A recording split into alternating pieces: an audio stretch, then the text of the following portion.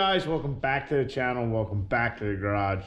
So last night we got rid of the 3500. Yeah, it's good feeling not having that truck around.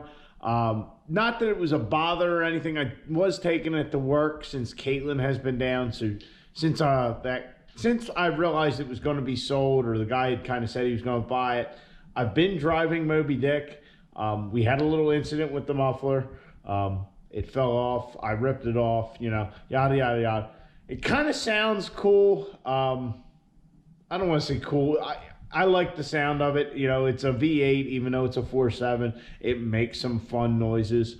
But I miss my truck. Okay.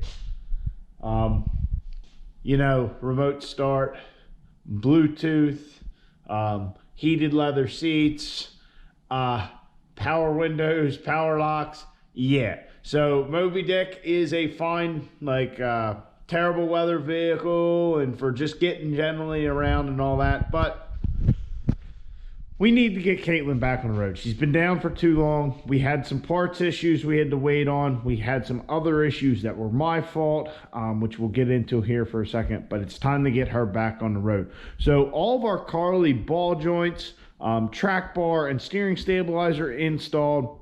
We have our power stop brake kit, our truck and tow brake kit installed here on the driver's side. We just need to wrap up the passenger side and a new Timken wheel bearing. So this side is done. We just need to put the wheel and tire on, but we're going to go ahead and rotate our tires while we have the front two off.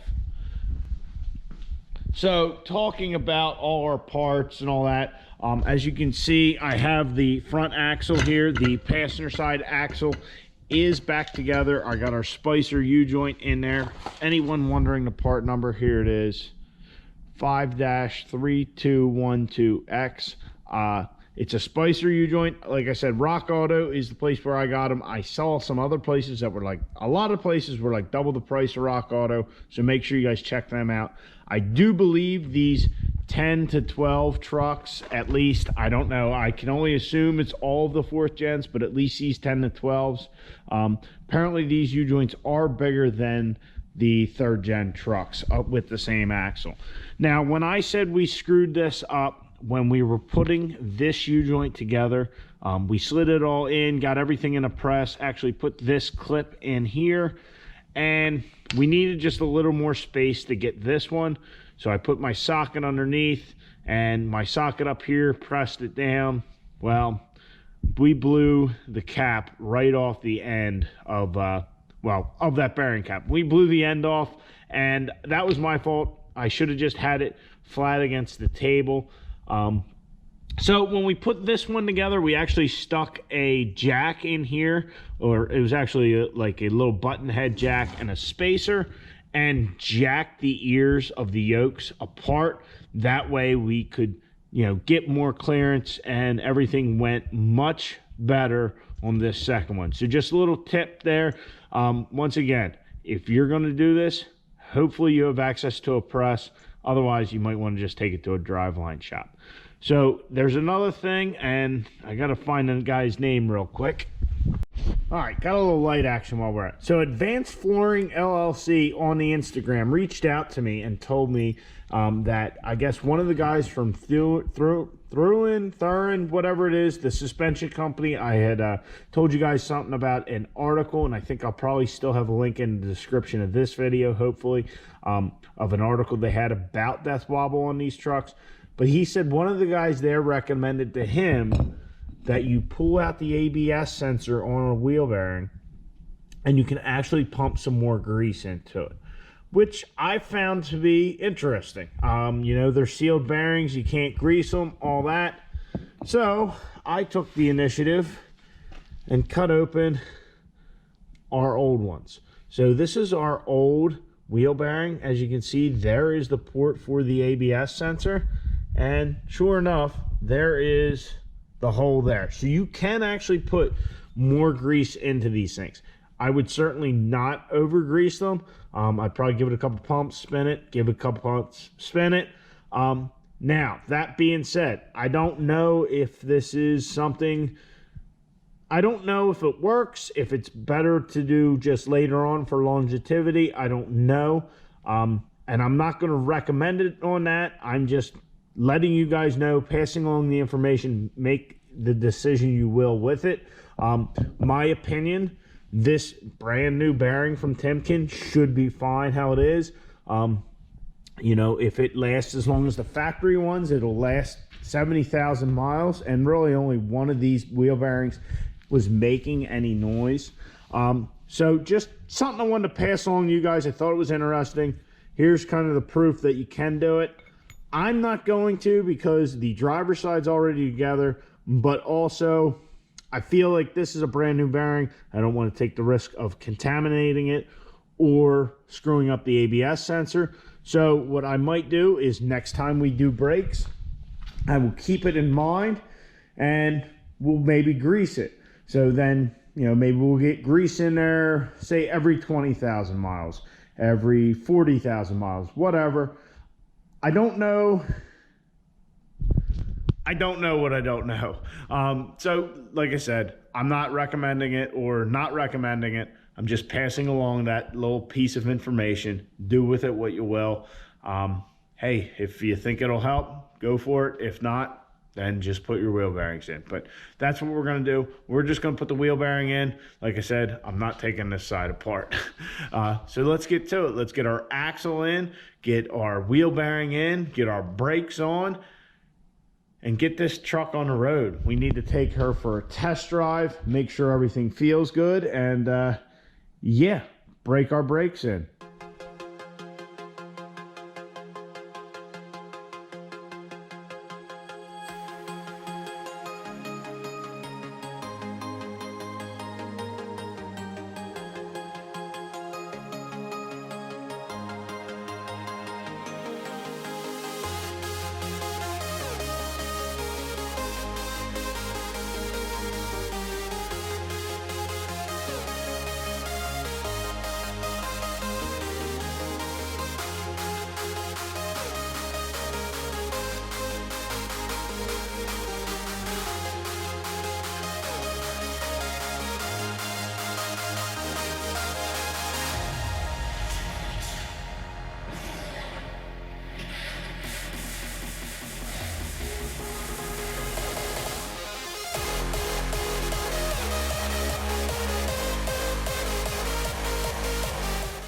Well, Caitlyn's back on the ground. All our wheel bearings, all of our ball joints, all of our Carli steering stabilizer and Carli track bar are installed.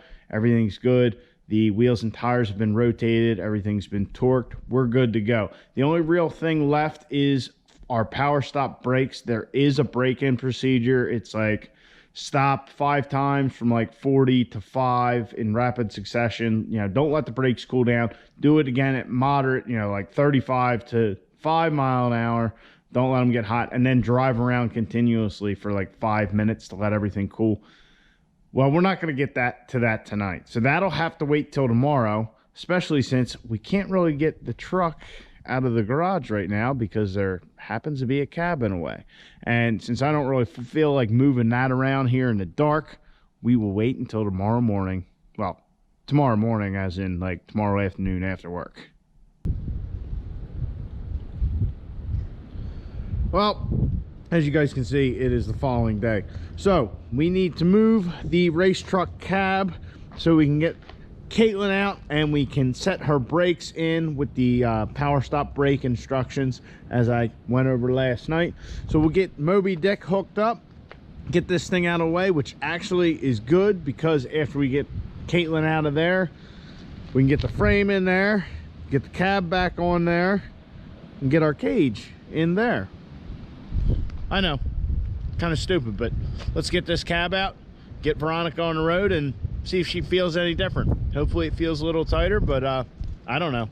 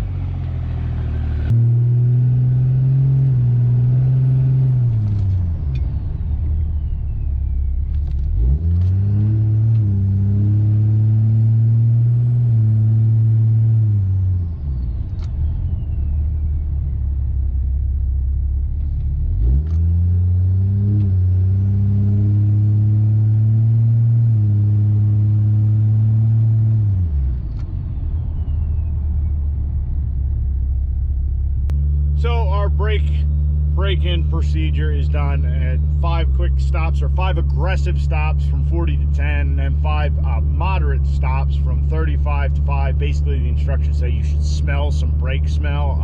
It says what it is. I don't know if it's vulcanizing or whatever it is, but yeah, you could definitely smell it after we did it. So now we are to drive the truck around for 5 minutes, trying not to heat the brakes back up. Basically let them cool back down to ambient temperature, and that sets the brakes, or so they say. I don't know. With the break-in procedure on stuff, with brakes I should say, I always try to do it. Whether it makes a difference or not, I don't know, but you just spent a bunch of money on brakes, why wouldn't you at least give it a go? Certainly the tap shifter on the 68 RFE, or if you have a manual truck, makes that a lot easier to try to not use the brakes. Obviously you can drop gears and slow down that way, but I'm just taking my time. As for field driving, yeah, I have to say the steering wheel feels much tighter. Now that being said, is that from our ball joints, our wheel bearings, our track bar? I don't know. And more than likely, I would attribute that to driving Moby Dick and the 3500 the last like week or two.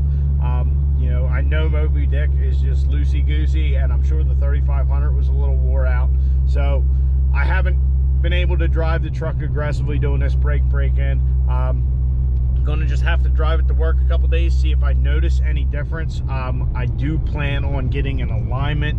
Since we got all that stuff done, rotated our tires, the truck's got 70,000 miles of hard running, and she could use a good alignment. So we got all brand new front end parts, new tires. Now's the time to do it. So I hope you guys enjoyed this. If you've been thinking about the Carli stuff, the instructions, like I said before, are great because they actually give you quality instructions. You don't have to go hunting for them, which is awesome.